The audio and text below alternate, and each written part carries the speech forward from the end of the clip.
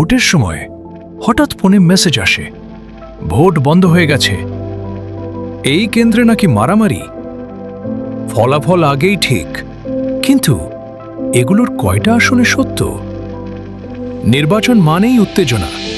মানুষ জানতে চায় কে জিতবে, কি হবে, পরিস্থিতি কেমন। এই কৌতূহল আর আবেগের সুযোগ নিয়েই গুজব সবচেয়ে দ্রুত ছড়ায়।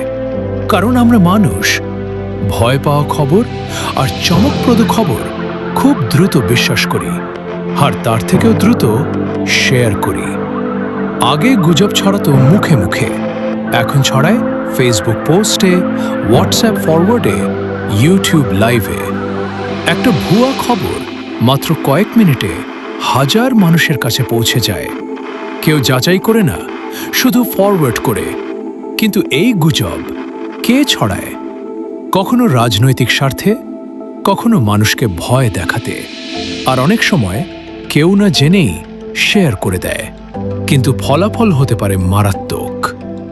ভয়, বিভ্রান্তি, এমনকি সহিংসতা। তাহলে বুঝবেন কিভাবে কোনটা গুজব? খবরটা কি শুধু একটা স্ক্রিনশট? কোনো বিশ্বস্ত সংবাদ মাধ্যম কি দিয়েছে? নির্বাচন কমিশন বা সরকারি সূত্রে কি আছে? না থাকলে থামুন। শেয়ার করার আগে 2 মিনিট ভেবে নিন। কারণ ভোটের সময় দায়িত্ব শুধু ভোট দেওয়া না, সত্য যাচাই করে তবেই শেয়ার করাও নাগরিক দায়িত্ব। আপনার একটা শেয়ার গুজব ছড়াতে পারে, আবার আপনার একটা সচেতন সিদ্ধান্ত গুজব থামাতেও পারে।